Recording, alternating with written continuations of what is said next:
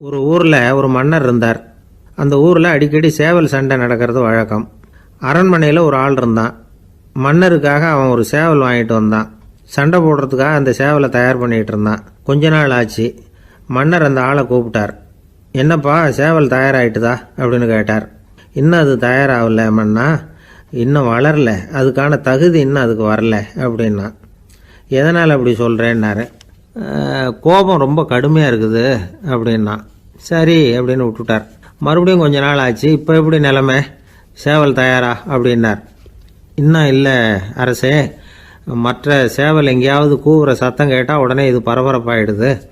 பக்கத்தில் ஒரு சேவலின் நிழலை கண்டா கூட இது பரபரப்பாயிடுது அப்படின்னா. சரி, இன்னும் கொஞ்ச நாள் ஆகட்டும்னு விட்டுட்டார். கொஞ்ச நாள் ஆச்சு. இப்போ மறுபடியும் விசாரித்தார். இன்னும் நம்ம சேவலுக்கு அந்த தகுதி வரலமன்னா, போராட்ட உணர்வு அதுக்கு இன்னும் இருந்துக்கிட்டு தான் இருக்குது. உள்ளே மெதுவாக தான் எரிய ஆரம்பிச்சிருக்குது போராட்ட உணர்வு. அப்படி இருக்கக்கூடாது, அது பற்றி எரிய வேண்டாமா அப்படின்னா. இன்னும் கொஞ்ச நாள் ஆச்சு. இப்போ எப்படின்னு கேட்டார். இப்போ அவன் சொன்னான், மன்னா கிட்டத்தட்ட அது போருக்கு தயாராகிட்டுது அப்படின்னு நினைக்கிறேன்னா. எதனால் அப்படி சொல்கிற அப்படின்னு கேட்டார். மற்ற சேவலின் குரலை கேட்டால் அது அசைகிறதே இல்லை, ஒரு பொம்மை மாதிரி ஆயிடுது. அதுக்கு உள்ள ஒரு நுட்பமான விழிப்புணர்வு வந்துட்டுது. அதனால் அது அமைதியாக இருக்குது, மௌனமாக இருக்குது. இனிமேல் அதுக்கு இணையான சேவலே கிடையாது. வெற்றி பெற அது போராட வேண்டிய அவசியமே இல்லை. அதை பார்த்த உடனே எதிரி சேவல்கள் பயந்துட்டு ஓடி போடும் அப்படின்னு சொன்னானான். அந்த சேவலை வளர்த்தவர் சி சிங் சு அப்படின்னு பேர். இந்த சுசுகி சொன்ன கதையும் அது. ஞானிகள் என்ன சொல்கிறாங்க தெரியுமா? அந்த சேவலின் ரகசியத்தை நீயும் கற்றுக்கொள், நீ அப்படி ஆயிடு, சண்டை போடாமலே வெற்றிகள் பெறுகிற நுட்பத்தை புரிந்துகொள். இதுதான் ஞானிகள் உபதேசம். ஒரு குருக்கிட்ட ஒருத்தன் போயிருக்கிறான். எனக்கு சண்டை போட கற்றுக் கொடுங்கண்ணா. அதுக்கு என்ன செய்யணும்னார். என்ன உங்கள் மாணவனாக சேர்த்துங்கண்ணா. சரி, இப்போ உன்னுடைய பலம் என்னன்னு கேட்டிருக்கார். இப்போ நான் தனி ஆளாக இருந்து ஒரு 100 பேரை சமாளிப்பேன் நானா. சரி, அப்படின்னா என்னுடைய மாணவனாக உன்னை சேர்த்துக்கிறேன்ருக்கார். சேர்த்துக்கிட்டார். 6 மாதம் பயிற்சி கொடுத்தார். அதுக்கப்புறம் இவனை கூப்பிட்டு கேட்டார், இப்போ உன்னுடைய திறமை எவ்வளவுன்னு. இப்போ நான் தனி ஆளாக இருந்து ஒரு 50 பேரை சமாளிப்பேன் நானா. இன்னும் உனக்கு பயிற்சி தேவைன்னாராம். தொடர்ந்து சில நுட்பங்களை எல்லாம் சொல்லி கொடுத்துருக்கிறார். 1 வருஷம் ஆச்சு. எல்லாத்தையும் கற்றுக் கொடுத்துட்டார். அப்புறம் கூப்பிட்டு கேட்டார், இப்போ உன்னுடைய திறமை எப்படிப்பா, எதிரிகள் எத்தனை பேரை உன்னால் சமாளிக்க முடியும்னாராம். அவன் சொன்னான், ஐயா, எதிரிகளின் பலம் என்னங்கிறத புரிஞ்சிக்காம அதை நான் சொல்ல முடியாதுன்னு நானும். இனிமேல் உனக்கு பயிற்சி தேவையில்லை, போயிட்டு வான்னு அனுப்பி வச்சுட்டாரான். ஒரு உண்மையை நாம் புரிஞ்சுக்கணும். அதாவது அடிக்கிறதுக்கு நமக்கு துணிச்சல் தேவையில்லை, அடிக்காமல் இருக்கிறதுக்கு தான் துணிச்சல் தேவை. அடித்தா திருப்பி அடிக்கிறவன் மன உறுதி உள்ளவன் இல்லை, அடித்தா திருப்பி அடிக்காமல் இருக்கிறான் பாருங்க, அவன் தான் மன உறுதி உள்ளவன். ஒருத்தன் தலை தெறிக்க வேகமாக ஓடிக்கிட்டு இருந்தான். எங்கடா ஓடுற அப்படின்னா, எதுக்க வந்தவன். ஒரு சண்டையை நிறுத்தத்தான் இப்படி ஓடுறேன் அப்படின்ட்டுருக்கான். யாருக்கும் சண்டை, எனக்கும் இன்னொரு ஆளுக்கும் சண்டை அப்படின்னு அவன். ஒரே ஒரு ஊரில் ஒரு ராஜா இருந்தாராம். அவர் நிறைய சம்பாதிக்கணும்னு திட்டம் போட்டார். தனக்காக சம்பாதிக்கணும்னு நினைக்கல, தன்னுடைய நாட்டுக்காக சம்பாதிக்கணும் அப்படின்னு நினைச்சார். அரசாங்க கருவூலத்தில் கையிருப்பு குறைச்சலாக இருந்தது. மக்கள்கிட்ட வரி விதிச்சாகணும், வேறு வழி இல்லை. ஆனாலும் அந்த ராஜா மக்கள் கஷ்டப்படக்கூடாது அப்படின்னு நினைக்கிறவர். மக்கள் வரியையும் கட்டணும், அதே நேரத்தில் அவங்க சிரமப்படவும் கூடாது. இதுக்கு தகுந்த மாதிரி ஒரு திட்டம் போட்டார். அது பிரகாரம் என்ன பண்ணார்னா, அந்த நாட்டில் ஒரு 3 பெரிய குளங்களை தோண்டினார். அது நிறைய தண்ணீரை நிரப்புனார். அதுக்கப்புறம் எங்கேயோ தேடி பிடிச்சி 3 விதமான மீன்களை கொண்டுகிட்டு வந்தார். அந்த 3 குளங்கள்லையும் விட்டார். அதை ஒவ்வொரு குளத்துலேயும் ஒவ்வொரு விதமான மீன்கள். அந்த மீன்களுக்கு அபூர்வமான ஒரு சக்தி உண்டு. அது எப்படின்னா, அந்த குளத்தில் குளிக்க வர்றவங்களுக்கு அந்த மீன்கள் கடிக்கும் பொழுது வலி ஏற்படுறதில்லை. அதுக்கு பதிலாக மகிழ்ச்சி நிறைந்த ஒரு இனிமையான உணர்வை அவங்க அனுபவிச்சாங்க. அது எப்படின்னா, இந்த முதல் குளத்தில் இருந்த மீன்களால் கடிக்கப்படும் பொழுது ஒரு விதமான இன்ப மயக்கத்தில் திளைச்சிருக்கிறது மாதிரி உணர்வு. இந்த 2வது குளம் இருக்க, அதில் இருக்கிற மீன் கடிச்சதுன்னு வைங்க, மக்களுக்கு எப்படி இருக்கும்னா, கால்களே தரையில் படாமல் அப்படியே ஆகாயத்தில் மிதக்கிறது மாதிரி ஒரு உணர்வு. அதை அனுபவிக்கிறாங்க. 3வது குளத்தில் இருக்கிற மீன் கடிச்சதுன்னா அவங்கெல்லாம் அப்படியே கோடீஸ்வரராக மாறிட்டதாக ஒரு உணர்வு. அதை அவங்களால அனுபவிக்க முடியுது. இப்படி ஒரு அபூர்வமான மீன் அது, அந்த 3 வகை. இப்படி இருந்தால் மக்கள் அந்த குளங்களில் குளிக்கிறதுக்கு ஆசைப்படாமல் இருப்பாங்களா? அதனால் கூட்டம் கூட்டமாக அலமோத ஆரம்பிச்சிட்டாங்க. ஒவ்வொரு குளத்தின் கரையிலேயும் கியூ வரிசையில் நிற்க ஆரம்பிச்சிட்டாங்க. அந்த நாட்டு மன்னர் என்ன பண்ணாருன்னா, ஒவ்வொரு குளத்தங்கரையிலையும் ஒரு ராஜாங்க அதிகாரியை உட்கார வச்சார். டிக்கெட்டை அடித்து கொடுத்தார். குளிக்க வர்றவங்க கிட்ட ஒரு குறிப்பிட்ட தொகையை கட்டணமாக வசூலிக்க ஆரம்பித்தார். அவ்வளவுதான். அரசாங்க கருவூலம் நிரம்ப ஆரம்பிச்சுட்டுது. ராஜாங்கத்துக்கு தேவையான பணம் கிடைச்சிட்டுது. இது ஒரு கதை. இதை பற்றி என்ன நினைக்கிறீங்க? அதாவது மக்களுக்கு சுமை தெரியாமலே வரி வசூல் பண்ணுறது நல்லது தானே அப்படின்னு நினைப்பீங்க. ஆனால் இன்றைக்கும் உலகத்தில் பல அரசாங்கங்கள் இதே மாதிரி 3 குளங்களை வெட்டி வச்சுருக்குது. மக்களும் அதில் குளிச்சுக்கிட்டு தான் இருக்கிறாங்க. அது எப்படிங்கிறீங்களா? அந்த முதல் குளம் தான் சினிமா தியேட்டர். அதில் குளிக்கிறவங்க தான் ஒரு விதமான இன்ப மயக்கத்தில் தெளிச்சிருக்கிறது மாதிரியான உணர்வை அனுபவிக்கிறவங்க. 2வது குளம் தான் சாராய கடை. இந்த குளத்தில் குளிக்கிறவங்க தான் கால்களே தரையில் படாமல் ஆகாயத்தில் மிதக்கிறது மாதிரி உணர்வை அனுபவிக்கிறவங்க. 3வது குளம் லாட்ரி டிக்கெட். இதில் குளிக்கிறவங்க தாங்கள் அப்படியே கோடீஸ்வரர்களாக மாறினது மாதிரி ஒரு உணர்வு, அதை அனுபவிக்கிறவங்க.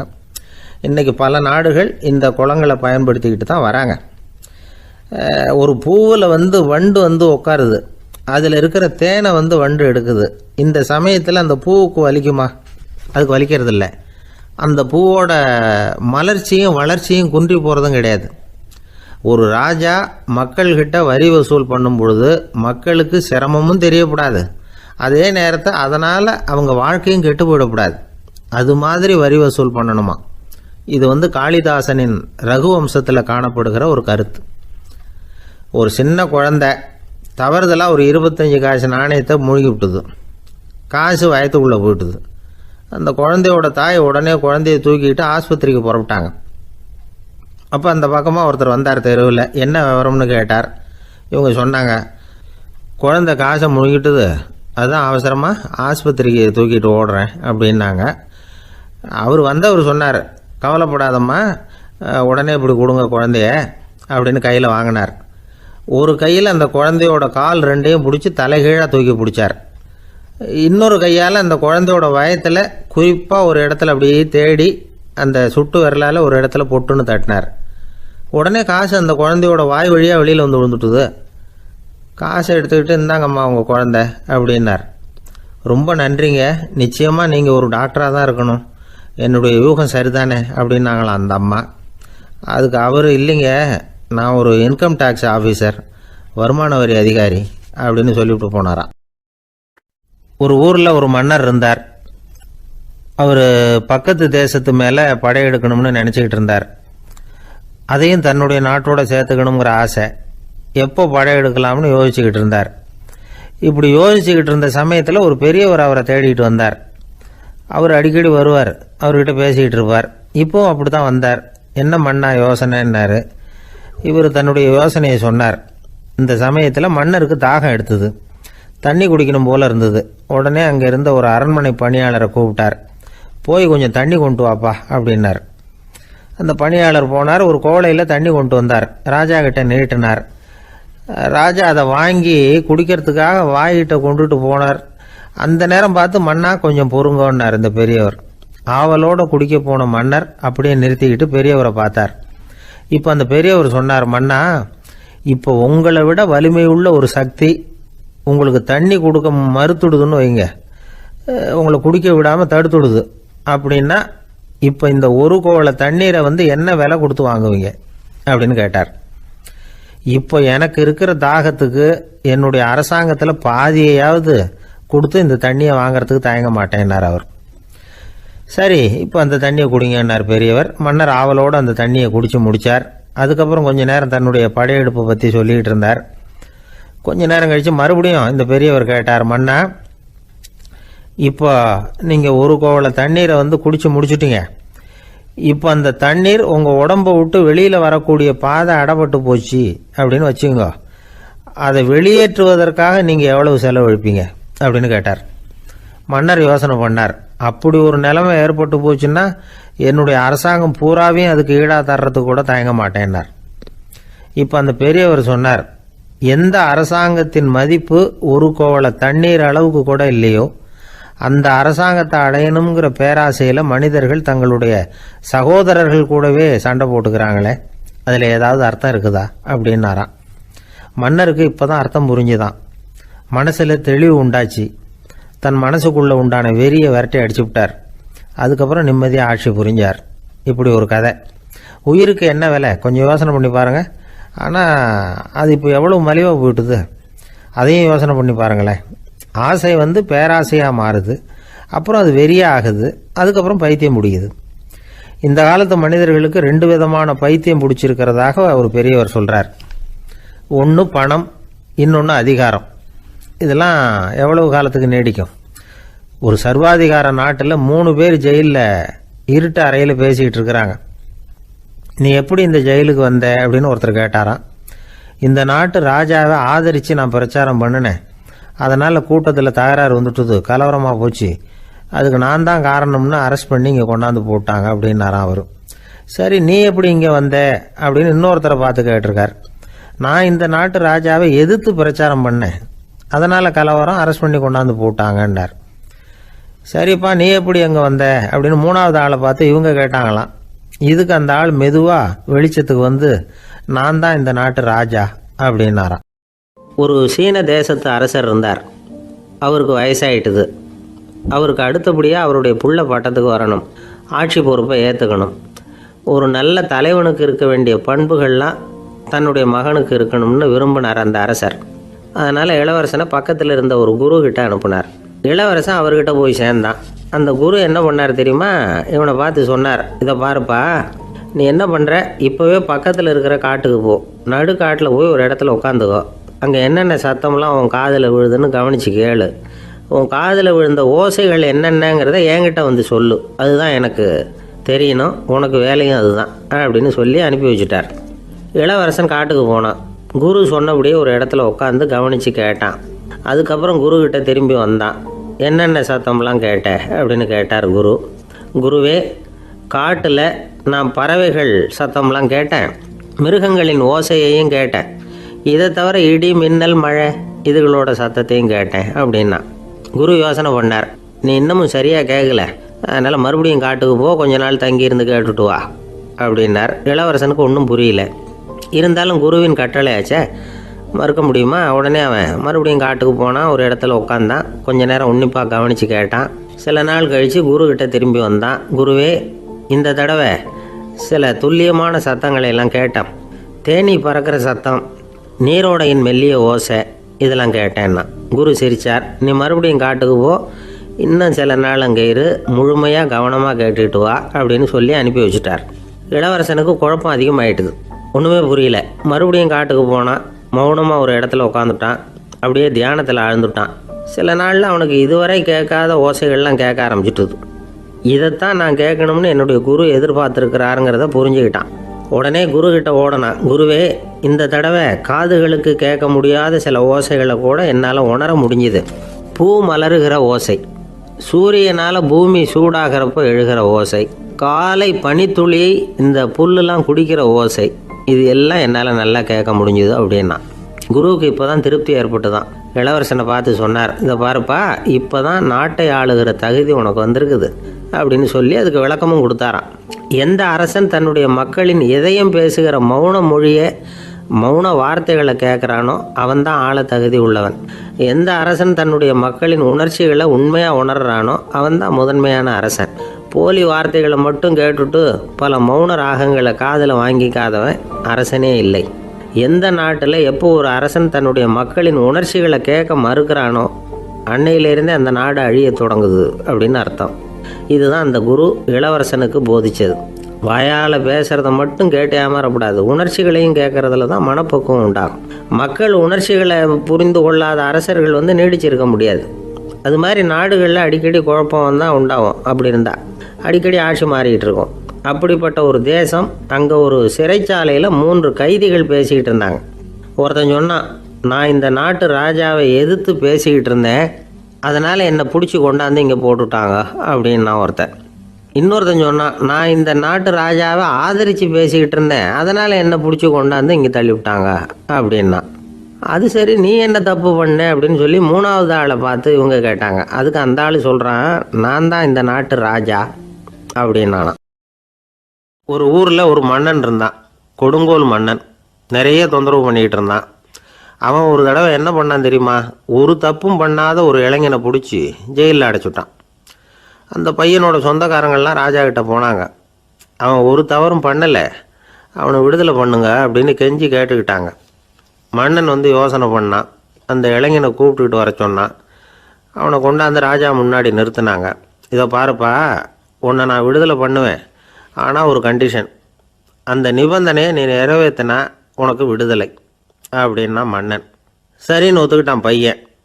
மன்னன் வந்து கண்டிஷன் என்னங்கிறத சொன்னான். உங்ககிட்ட ஒரு செம்மறி ஆட்டை கொடுக்க போகிறேன், 1 மாதத்துக்கு அதுக்கு தேவையான தீனியையும் கொடுக்க போகிறேன். 1 மாதம் கழித்து அந்த ஆட்டை வந்து எடை போட்டு பார்ப்பேன். அந்த ஆட்டின் எடை கொஞ்சம் கூட கூடி இருக்கக்கூடாது. எடை கூடி இருந்தால் உனக்கு விடுதலை கிடையாது. என்ன சொல்கிற அப்படின்னா. பையனுக்கு ஒன்றும் புரியல, பயமாக போயிட்டுது. குழம்பிக்கிட்டே நின்றுக்கிட்டு இருக்கிறான். சரி, ஒரு நாள் டைம் தரேன், நல்லா யோசனை பண்ணி பார்த்துட்டு நாளைக்கு உன் முடிவை சொல்லு அப்படின்னா மன்னன். பையன் கவலையோடு வெளியில் வந்தான். அங்கே ஒரு பெரியவர் நின்றுக்கிட்டு இருந்தார். அவர்கிட்ட விஷயத்தை சொன்னான். அந்த பெரியவர் இந்த பையனுக்கு காதோட காதாக ஒரு வழியை சொல்லி கொடுத்தார். அதை கேட்டதும் பையன் மறுபடியும் மன்னன் முன்னாடி வந்து நின்னா, உங்கள் நிபந்தனையை ஏற்றுக்கிறேன்னு சொன்னான். மன்னன் வந்து ஒரு ஆட்டுக்குட்டியையும் அதுக்கு 1 மாதத்துக்கு தேவைப்படுற தீவனத்தையும் கொடுக்கும்படியாக உத்தரவு போட்டான். கொடுத்தாங்க, ஓடிட்டு போயிட்டான். 1 மாதம் தினமும் தவறாமல் அந்த தீவனத்தை ஆட்டுக்குட்டிக்கு போட்டுக்கிட்டு இருக்கிறான். 1 மாதம் கழித்து அந்த ஆட்டை வந்து அரண்மனைக்கு ஓட்டிகிட்டு போனான். மன்னன் அதை எடை போட்டு பார்க்குறான், எடை கூடவே இல்லை, அப்படியே தான் இருக்குது. உடனே போட்ட நிபந்தனைப்படி அந்த இளைஞனை வந்து விடுதலை பண்ணிவிட்டான். சரி, ஆட்டுக்கு எடை கூடாமல் இருக்கிறதுக்கு அந்த பெரியவர் சொல்லி கொடுத்த யோசனை என்ன அப்படின்னா, அது வேற ஒன்றும் இல்லை. அந்த ஆட்டுக்கு எதிரில் அது கண்ணில் படுற மாதிரி ஒரு ஓநாயை கட்டி போட சொன்னார். அவ்வளவுதான். ஆட்டுக்கு ஓநாய்ங்கிறது பிறவி பகை. ஓநாயை பார்த்தா ஆடு நடுங்க ஆரம்பிச்சிரும், அவ்வளவு பயம். தினமும் அந்த ஆடு பயந்துக்கிட்டே தீனி சாப்பிட்டுது, எடை கூடல. அதுதான் ரகசியம். இது வந்து சின்ன பிள்ளைங்களுக்கான ஒரு கதை. இதிலேருந்து தெரிஞ்சிக்க வேண்டிய உண்மை என்னென்னா, நாமெல்லாம் சாப்பிட்றப்ப மனசும் உடம்பும் அமைதியாக இருக்கணும். அப்போ தான் அது உடம்புல ஒட்டும். அவசரத்துலேயும் பயத்துலையும் சாப்பிட்டா அது சரியாக ஜீரணமாகாது. இன்னொரு ராஜா இருந்தார். அவரும் ஒரு இளைஞனை ஜெயிலில் அடைச்சி விட்டார். விடுதலை பண்ணணும்னா ஒரு கண்டிஷன்னார். என்னன்னு கேட்டான். ஒரு ஆட்டுக்குட்டியை அவன் முன்னாடி கொண்டாந்து நிறுத்துவேன், நீ அதுக்கிட்ட ஒரு கேள்வி கேட்கணும், அதுக்கு சரியான பதிலை சொல்லணும். அப்படி செஞ்சுட்டா உனக்கு விடுதலைன்னார். இளைஞன் யோசனை பண்ணி பார்த்தான். சரின்னு ஒத்துக்கிட்டான். அது பிரகாரமே ஆட்டுக்குட்டியை பதில் சொல்ல வச்சுட்டான். என்ன நடந்தது தெரியுமா? ஆட்டுக்குட்டியை கொண்டாந்து நிறுத்தினாங்க. இவன் மெதுவாக அதுக்கிட்ட போனான். அது காதுகிட்ட போய் ஏப்ரலுக்கு அடுத்த மாதம் என்ன மாதம்னு கேட்டான். அது உடனே மேன்னு கத்திச்சு. இவன் விடுதலை ஆயிட்டான். ஆந்திர நாட்டில் ஒரு அரசர் இருந்தார். அந்த அரசர்கிட்ட ஒரு அமைச்சர் இருந்தார். அந்த அமைச்சர் பேர் ராயண பாஸ்கர். அவர் ஒரு பெரிய அறிவாளி. அது மட்டும் இல்லை, மிகச்சிறந்த கொடையாளி. யார் வந்து எது கேட்டாலும் இல்லைன்னு சொல்ல மாட்டாராம். அதன் காரணமாகவே அவர்கிட்ட இருந்த செல்வம் நாளுக்கு நாள் குறைஞ்சிக்கிட்டே வந்துட்டு தான். கடைசியில் குடும்பத்துக்குன்னு எதுவும் வைக்காமலே அவர் போய் சேர்ந்துட்டார். மகனும் இறந்துட்டார். அந்த குடும்பத்தில் மிஞ்சி இருந்தது அவருடைய மருமகள், ஒரு பேரன், அவ்வளவுதான். இருந்த ஒரே சொத்து பழுதடைஞ்ச ஒரு வீடு. அந்த அம்மா மற்ற வீடுகளில் வேலை செஞ்சு தன்னுடைய பிள்ளைய படிக்க வச்சுக்கிட்டு வராங்க. அந்த புள்ள ஒரு பெரிய வள்ளலுடைய பேரன்கிறது அந்த பள்ளி வாத்தியார்களுக்கும் தெரியும். அதனால் அவங்களும் இவங்ககிட்ட கொஞ்சம் அன்பாகவும் அக்கறையாகவும் பழகி பாடம் சொல்லி கொடுத்துக்கிட்டு இருக்கிறாங்க. ஒரு நாள் ஒரு புகழ்பெற்ற கவிஞர் ஒருத்தர் அந்த பள்ளிக்கூடத்துக்கு வந்திருக்கிறார். ஆசிரியர்கள்கிட்ட பேசிக்கிட்டு இருந்தப்போ ஒரு செய்தியை சொன்னாராம். ராயண பாஸ்கருங்கிற வள்ளல் எனக்கு நிறைய உதவிகள் செஞ்சுருக்கார், என்னை பாராட்டி பரிசுகள்லாம் கொடுத்துருக்கிறார். அந்த வள்ளல் வாழ்ந்த கிராமத்தை பார்க்கணுங்கிறதுக்காக தான் இப்போ இங்கே வந்திருக்கிறேன் அப்படின்னாராம். ஆசிரியர் உடனே இந்த பையனை கூப்பிட்டு, இதை பாருங்கள், இவன் யார் தெரியுமா? நீங்கள் குறிப்பிடுகிற அந்த வள்ளலின் பேரன் அப்படின்னு அறிமுகப்படுத்தினாராம். கவிஞரின் கண்களில் ஆனந்த கண்ணீர். அந்த பரவச நிலையிலேயே அந்த வள்ளலை பற்றி கவி பாட ஆரம்பிச்சிட்டாராம். இந்த சின்ன பையன் அதை கேட்டிருக்கிறான். உடனே என்ன பண்ணான் தெரியுமோ? தன் கையில் அணிஞ்சிருந்த ஒரு பொன் வளையலை கழட்டி அந்த கவிஞருக்கு பரிசாக கொடுத்துட்டானோ. எல்லாருக்கும் ஆச்சரியம். தாத்தா இருக்கும் நிலையில் கொடுத்தார், பேரன் இல்லாத நிலையிலையும் கொடுக்குறான். பையனை எல்லாரும் பாராட்டினாங்களாம். இருந்தாலும் அவனுக்குள்ள ஒரு பயம் எதுவாக ஆரம்பமாச்சு. பள்ளிக்கூடம் விட்டு வீட்டுக்கு வரும்பொழுது அந்த பயம் இன்னும் அதிகமாகிட்டுது. அம்மா என்ன சொல்லுவாங்களோ தெரியலையே, ஏதோ திடீர்னு தோணிச்சு வளையல கட்டி கொடுக்கணும்னு கொடுத்துட்டோம். குடும்பம் இருக்கிற நிலையில் இப்படி நான் செஞ்சது தப்பா? வீட்டு செலவுக்கே அம்மா எவ்வளவு கஷ்டப்படுறாங்க. வீட்டுக்கு போனதும் என்ன நடக்குமோ தெரியலையே அப்படின்னு நினச்சி பயந்துக்கிட்டே அவன் வீட்டுக்குள்ளே அடி எடுத்து வைக்கிறான். அம்மா கூப்பிட்டு சாப்பாடு போட்டாங்க. அவங்க கண்ணில் படக்கூடாதுங்கிறதுக்காக ஒரு கையை பின்னாடி மறைச்சிக்கிட்டே இருந்தான். அம்மா இதை கவனிச்சிட்டாங்க. ஏய், உன் கையை ஏன் அப்படி வச்சிருக்கிற? உன் கைக்கு என்னாச்சு? ஏதாவது அடிபட்டு போச்சா அப்படின்னு கேட்டுக்கிட்டே கையை எடுத்து பார்க்குறாங்க. வளையல காணலை. வளையல் எங்கே அப்படின்னு கேட்குறாங்க. இவன் தயங்கிக்கிட்டே நடந்ததை சொல்கிறான். அதை கேட்டதும் அந்த அம்மாவோட முகம் கோபத்தால் சவுந்து போச்சான். முட்டாளே, என்ன காரியம் பண்ண அப்படின்னு கன்னத்தில் அரைஞ்சிட்டாங்களாம். அம்மா, என்னை அடிக்காத, ஏதோ தெரியாமல் தப்பு பண்ணிட்டேன் அப்படின்ட்டுருக்கான். மகனே, வளையலை கொடுத்ததுக்காக நான் உன்னை அடிக்கலை அப்படிங்க, பின்ன எதுக்கு அடித்தேன்னு கேட்டிருக்கான். உன் பாட்டனார் ஒரு பெரிய வள்ளல். அவர் எதையும் பாதி வேலையை செய்கிறதில்ல.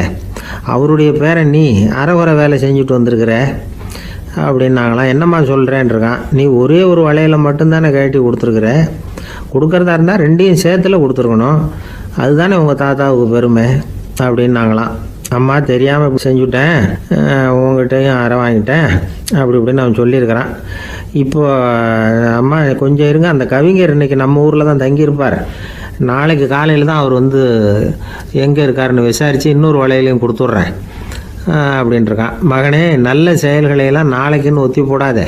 நாளைக்கு என்ன நடக்குங்கிறது யாருக்கு தெரியும்? இப்போவே போ, எங்கே இருக்காருன்னு பாரு அப்படின்ட்டுருக்காங்க. மகன் புறப்பட்டான். பள்ளி ஆசிரியர்கிட்ட போய் கேட்டானா அந்த கவிஞர் எங்கே இருக்காருன்னு. அவர் சொன்னாராம். உடனே போய் அவர் இருக்கிற இடத்துல கதவை தட்டியிருக்கான். ராத்திரி நேரத்தில் இவனை கண்டதும் அவருக்கு ரொம்ப ஆச்சரியம். இவன் இன்னொரு கை வளையலையும் எடுத்து நீட்டியிருக்கான். அவர் திகைச்சு போய் நிற்கிறார். அவரால் என்ன பண்ணுறதுன்னே தெரியல. ஆனந்த கண்ணீர். இது பெரியவர்கள் கூற கேட்ட ஒரு வரலாறு.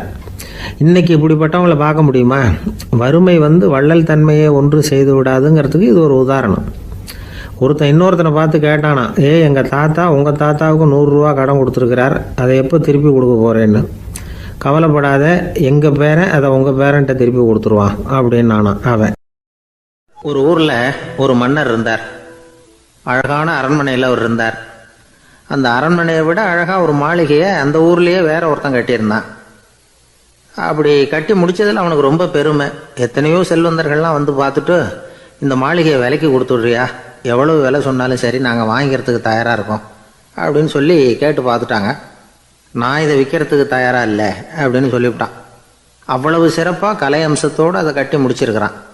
அதுவே ஒரு பெரிய அரண்மனை மாதிரி இருந்ததுன்னா பார்த்துங்களேன். சுற்றிலும் அழகான பூந்தோட்டம். ஒரு நாள் அவன் எங்கேயோ வெளியூர் போயிட்டு திரும்பி வந்துக்கிட்டு இருக்கிறான். அப்போது அந்த மாளிகை தீப்பெட்டி எரிஞ்சிக்கிட்டு இருக்கு. பதறி போட்டான். விலைக்கு கேட்டவங்க யாராவது இதை செஞ்சுருக்கணும், இல்லைன்னா மன்னரே செய்த சதியோ என்னவோ, இப்படிலாம் அவனுக்கு சந்தேகம். ஒரு மூலையில் உட்காந்து அழ ஆரம்பிச்சிட்டான். அந்த சமயத்தில் அவனுடைய மகன் அங்கே ஓடி வந்தான். அப்பா, அழாதீங்க, இதை நான் நேற்று ராத்திரியே நம்ம ஊர் மன்னருக்கு விற்றுட்டேன். இதை கட்டி முடிக்க நமக்கு எவ்வளவு செலவாச்சோ அதை போல் 3 மடங்கு விலைக்கு விற்றுட்டேன். கவலைப்படாதீங்க, இதை விட அழகான மாளிகையை நாம் புதுசாக கட்டிக்கலாம்னா. இதை கேட்டதும் அழுதுகிட்டு இருந்தவன் அழுகையை நிறுத்தினான். சிரிக்க ஆரம்பிச்சிட்டான். இதே இடத்த நான் மன்னர்கிட்ட இருந்து விலைக்கு வாங்குவேன், இதை விட அழகான மாளிகையை கட்டுவேன் அப்படின்னு சுற்றி நின்று எல்லார்கிட்டையும் சொல்லிக்கிட்டு இருந்தான். இந்த சமயத்தில் அவனோட இளைய மகன் ஓடி வந்தான்.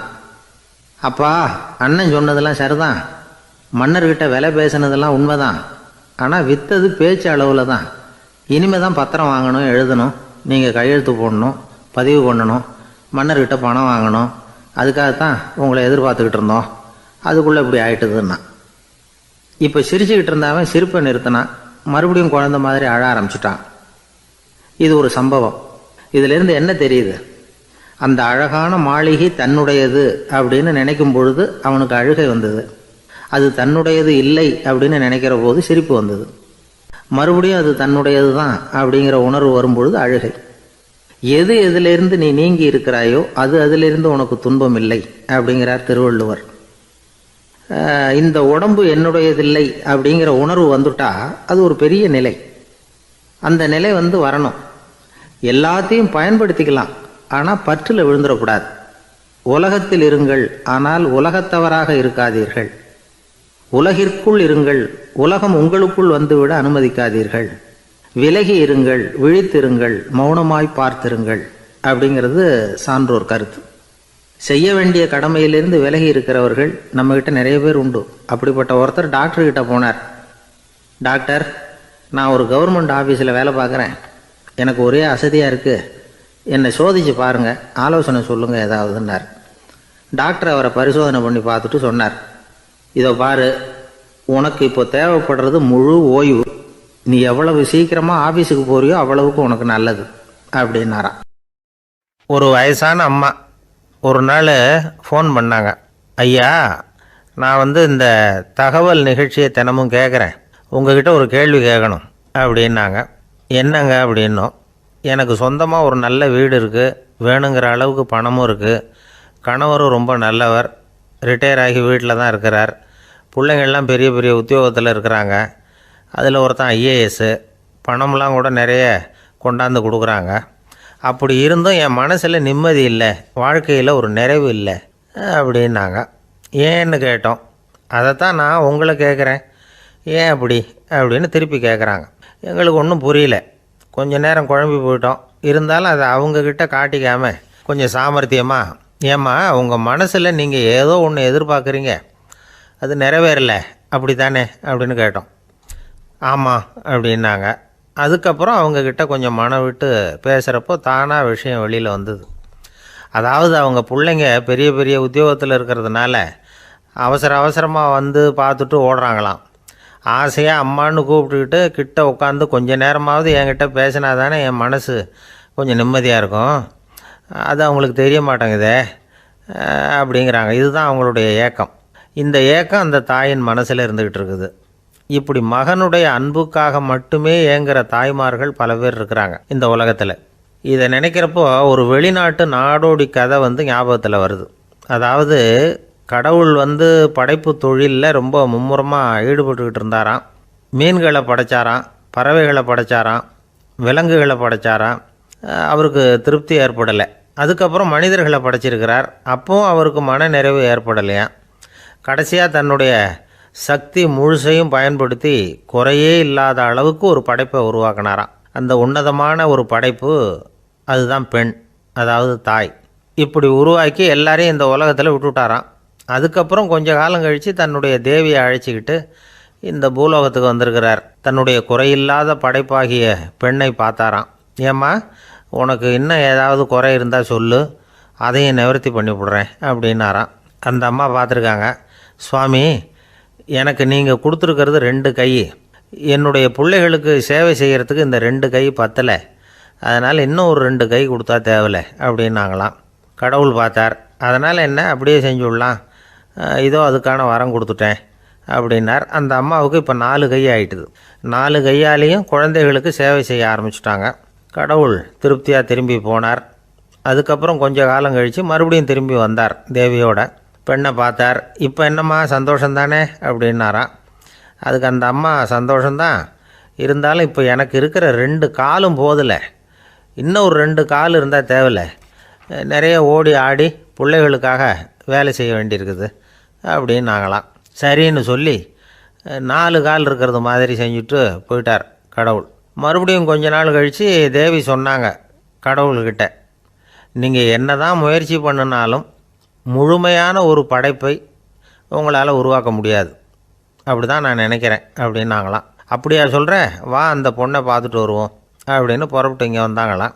இங்கே பார்த்தா 4 கால் 4 கையோடு அந்த பொண்ணு ஒரு செவுத்தில் சாஞ்சி உட்காந்து அழுதுகிட்டு இருக்குது. இப்போ தேவி அந்த பொண்ணை சுட்டி காட்டி கடவுள்கிட்ட கேட்டாங்களாம், ஏங்க நீங்கள் அந்த பொண்ணுக்கு கையை கொடுத்தீங்க, காலை கொடுத்தீங்க, சரி, அந்த கண்ணீரையும் எதுக்காக கொடுத்தீங்க அப்படின்னு கேட்டாங்களாம். அதுக்கு கடவுள் சொன்னாராம், கையை கொடுத்தது நான் தான், காலை கொடுத்தது நான் தான், ஆனால் அந்த கண்ணீரை கொடுத்தது நான் இல்லை, அதை கொடுத்தது அந்த அம்மாவோட பிள்ளைங்க அப்படின்னாராம். இன்றைக்கும் அப்படித்தான் பல பிள்ளைங்க அவங்க அம்மாவுக்கு கண்ணீரை தான் கொடுத்துக்கிட்டு இருக்கிறாங்க. அம்மாவை மதிக்கிற பிள்ளைங்க தான் இன்றைக்கி நல்லபடியாக இருக்கிறாங்கங்கிறது அவங்களுக்கு தெரியறதில்ல. இந்த காலத்து பிள்ளையாண்டான் ஒருத்தன் அவங்க அம்மாக்கிட்டேயும் நல்ல பிள்ளையாக நடந்துக்குவான், மனைவிக்கிட்டேயும் நல்ல கணவனாக நடந்துக்குவான், ரொம்ப சாமர்த்தியம். ஒரு நாள் அவங்ககிட்ட கேட்டாங்க, ஏன்பா உங்கள் அம்மாவும் உன் மனைவியும் சண்டை போட்டுக்கிட்டா நீ எந்த பக்கம் அப்படின்னாங்களாம். வீட்டுக்கு வெளிப்பக்கம் அப்படின்னானான் அவன். ஒருத்தர் ரொம்ப அவசரமாக வந்தார். சார், மனுஷன் நிம்மதியாக இருக்கிறதுக்கு என்ன வழின்னு கேட்டார். சீக்கிரமாக ஒரு கல்யாணத்தை பண்ணிங்க, எல்லாம் சரியாக போடும் அப்படின்னோம். அவர் ஒரு மாதிரியாக பார்த்தார். ஏற்கனவே எனக்கு கல்யாணம் ஆயிட்டுது சார், அதனால தானே நிம்மதியாக இருக்கிறதுக்கு வழி கேட்குறேன் அப்படின்னார்.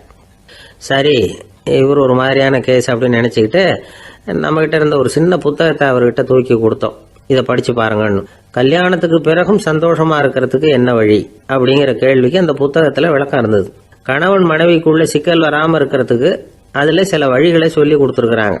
அதெல்லாம் என்னென்ன அப்படிங்கிறத இப்போ பார்க்கலாமா? குடும்பம்னு இருந்தால் கோபம் வரதான் செய்யும். அது வந்துட்டு போகட்டும், பரவாயில்ல. ஆனால் அந்த கோபம் ஒரே நேரத்தில் 2 பேருக்கும் வந்துடாமல் பார்த்துக்கணும். ஒரு சமயத்தில் யாராவது ஒருத்தர் தான் கோபப்படணும், அடுத்தவங்க அமைதியாக இருக்கணும். அதுக்கப்புறம் இவர் அமைதியான உடனே அவங்க ஆரம்பிச்சிக்கலாம். கோபமாக ஏதாவது சொன்னால் உடனே கோபமாக பதில் சொல்லக்கூடாது. கொஞ்சம் பொறுத்து கோபம் தீர்ந்த உடனே அந்த பதிலை சொல்லலாம். அப்போ பதில் கோபமாக இருந்தால் கூட அது அவ்வளோ பெருசாக தெரியாது. அற்ப விஷயத்துக்கெல்லாம் காய்ச்சி மூச்சுன்னு கத்திட்டு இருக்கக்கூடாது. உங்கள் 2 பேருக்குள்ள ஒரு தர்க்கம் ஆரம்பமாயிட்டுதுன்னு வச்சுக்கோங்க. கடுமையாக 2 பேரும் விவாதம் பண்ணுறீங்க. உங்களில் ஒருத்தர் இதில் ஜெயிக்கணும்னா அது நீங்களாக இருக்க வேணாம், அடுத்தவங்க ஜெயிக்கிறதுக்கு நீங்கள் துணையாக இருங்களேன். அப்படின்னா நீங்கள் கொஞ்சம் விட்டு கொடுக்கணும், அவ்வளவுதான். ஏதாவது குத்தம் சொல்லணுமா, செஞ்ச தப்பை சுட்டி காட்டணுமா, விமர்சனம் பண்ணணுமா, பண்ணுங்க, வேணான்னு சொல்லலை. ஆனால் சொன்னதை அப்படி சொல்கிறத கொஞ்சம் அன்பாக இதமாக சொல்லுங்கள். எப்போ நடந்த தவறுகளை எல்லாம் இப்போ போய் மறுபடியும் ஞாபகப்படுத்திட்டு இருக்க வேண்டாம். நான் அப்போவே சொன்னேன் இந்த புடவை வேணாம்னு, நீங்கள் தான் கேட்கல, இப்போ பாருங்கள் கிழிஞ்சு போச்சு இப்படின்னு கத்துனாங்க ஒரு அம்மா. எப்போ சொன்னீங்கன்னு கேட்டால் ஒரு 10 வருஷத்துக்கு முன்னாடி தீபாவளி சமயத்தில் அப்படிங்கிறாங்க. அது என்ன இன்னும் அப்படியே புதுசாகவே இருக்கும்? உங்களுக்கு அவர் தான் பெருசு, அவருக்கு நீங்கள் தான் பெருசு. அதை விட இந்த உலகத்தில் வேறு எதுவும் முக்கியம் இல்லைன்னு நினைக்கணும். நீ தான் என்னுடைய உலகம்னு எத்தனை தடவை சொல்லியிருப்பீங்க? அதெல்லாம் வெறும் வசனமாக போயிடக்கூடாது. ஏதாவது ஒரு பிரச்சனையை பற்றி கடுமையாக விவாதம் பண்ணிக்கிட்டு இருக்கீங்க, அதை அப்படியே பாதியில் விட்டுட்டு படுக்கைக்கு போயிடக்கூடாது. சொச்சத்தை நாளைக்கு பேசிக்கலாம்னு. அப்படி போனால் தூக்கம் வராது.